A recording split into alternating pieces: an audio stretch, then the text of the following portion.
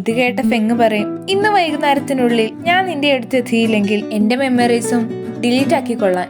ഇത് കേട്ട് ഷോഷി ആകെ ഡിസപ്പോയിന്റഡ് ആകുന്നു. ശേഷം ഫെങ് അസിസ്റ്റന്റിനോട് തനിക്ക് വേണ്ടി ഒരു മെമ്മറി ബാങ്ക് വാങ്ങാൻ പറയുന്നു. അതിന് അസിസ്റ്റന്റ് സാറിന് വേണ്ടി അത് ഓൾറെഡി തയ്യാറാക്കി വച്ചിട്ടുണ്ടെന്ന് പറയുന്നു.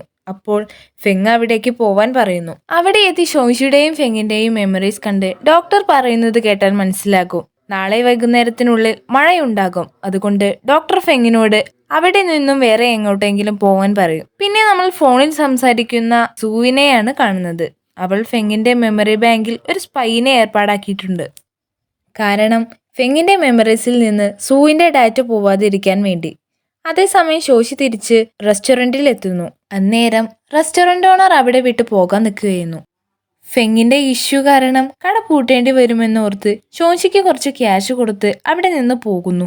അത് കഴിഞ്ഞ് ഷോഷി ഷബ്ബുവിനോട് സംസാരിക്കുന്ന നേരം അവൻ പറയും, ഫെങ് മീഡിയയുടെ സത്യമെല്ലാം തുറന്നു പറഞ്ഞാൽ ഈ പ്രശ്നങ്ങളെല്ലാം അവസാനിക്കും. ഇത് കേട്ട ഷോഷി പെട്ടെന്ന് ഫെങ്ങിന്റെ അടുത്തെത്തുന്നു. പക്ഷേ ഫെങ്ങിനൊരു ഇമ്പോർട്ടൻ്റ് ആയ മീറ്റിംഗ് ഉള്ളത് കാരണം അവൻ ഷോഷിയെ മൈൻഡാക്കാതെ പോകുന്നു. ഇത് കാരണം ഷോഷി രാത്രി വരെ അവനെ അവിടെ കാത്തു നിന്നു. അന്നേരം ഷബ്ബു പറയും, ഫെങ് നമ്മളെ സഹായിക്കുമെന്ന് തോന്നുന്നില്ല, അതുകൊണ്ട് നമുക്ക് ഇവിടെ നിന്ന് പോകാം. ഇത് കേട്ട് അവർ രണ്ടുപേരും അവിടെ നിന്ന് തിരിച്ചു പോകുന്നു. പിറ്റേ ദിവസം റെസ്റ്റോറന്റിന്റെ മുന്നിൽ ഒരുപാട് മീഡിയക്കാർ വന്നിട്ടുണ്ടായിരുന്നു.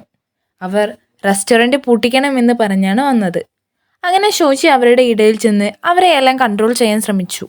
ഫെങ്ങിന് അവന്റെ അലർജി കാരണമാണ് ഇഷ്യൂ വന്നത് എന്ന് അവൾ പറയുന്നുണ്ടെങ്കിലും ആരും അവളെ വിശ്വസിക്കില്ല. അതേസമയം ഈ ന്യൂസ് ഫെങ് അവന്റെ കാറിൽ നിന്നും കേൾക്കുന്നു. ഇത് കണ്ട അവൻ വേഗം അവിടെ എത്തുന്നു. അന്നേരം എല്ലാ റിപ്പോർട്ടേഴ്സും അവന്റെ നേരെ ഓടുന്ന നേരം ഒരാളുടെ കാല് തട്ടി ഷോഷി ഫെങ്ങിന്റെ കയ്യിലേക്ക് വീഴുന്നു. ശേഷം ഫെങ് അവളെ എഴുന്നേൽപ്പിച്ച് അവളെ ചേർത്ത് പിടിച്ച് റിപ്പോർട്ടേഴ്സിനോട് സത്യം പറയുന്നു, തന്റെ അലർജി കാരണമാണ് ഈ ഇഷ്യൂകളെല്ലാം ഉണ്ടായതെന്ന്. അതിനുശേഷം ഫെങ് അവളെയും കൂട്ടി ഒരു ബീച്ചിലേക്ക് പോകുന്നു. അവിടെ വെച്ച് ഫെങ്ങിന്റെ കഴിഞ്ഞ ദിവസത്തെ പെരുമാറ്റത്തെ ചൊല്ലി ഷോഷി അവനോട് ദേഷ്യപ്പെടുന്നു. പക്ഷേ ഫെങ് അവളെ കെട്ടിപ്പിടിക്കുന്നു. പക്ഷേ ആ സമയം അവിടെ മഴ പെയ്യാൻ തുടങ്ങുന്നു. ആദ്യമായി മഴ കണ്ട ഷോഷി അത് എൻജോയ് ചെയ്യാൻ തുടങ്ങുന്നു. പക്ഷേ ഫെങ്ങിനാകെ അസ്വസ്ഥനാകുന്നു. ഇത് കണ്ട് ഷോഷി അവന്റെ അടുത്തേക്ക് വരുമ്പോൾ ഫെങ് ആലോചിക്കും, മഴ പെയ്തിട്ടും ഞാൻ എന്താ ഇവളെ മറക്കാത്തത്. കുറച്ചു കഴിഞ്ഞ് അവർ തിരികെ വീട്ടിലെത്തുന്നു. അന്നേരം അസിസ്റ്റന്റ് അവനോട് ഷോഷിയെ ഇപ്പോഴും ഓർമ്മയുണ്ടോ എന്ന് ചോദിക്കുമ്പോൾ ഫെങ് ഉണ്ട് എന്ന് പറയുന്നു. പക്ഷേ അവന് വേറെ ഒരു കാര്യവും ഓർമ്മയുണ്ടായിരുന്നില്ല. അപ്പോൾ അടുത്ത ഭാഗം അടുത്ത വീഡിയോയിൽ പറയാം. വീഡിയോ ഇഷ്ടപ്പെട്ടാൽ സബ്സ്ക്രൈബ് ചെയ്യാൻ മറക്കണ്ട.